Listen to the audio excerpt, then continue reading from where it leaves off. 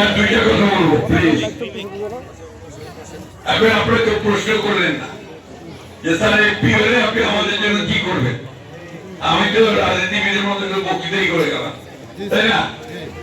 আপনারা তো প্রশ্ন করলেন না যে স্যার কি করবেন আমাদের জন্য, কেউ বললেন না। আমি প্রশ্ন করি আমার নিজেকে, তাই না, যে আপনারা আপনি এমপি হলে আমাদের জন্য কি করবেন। পেশাভিত্তিক বৃত্তিমূলক কারিগরি শিক্ষা শেখেন।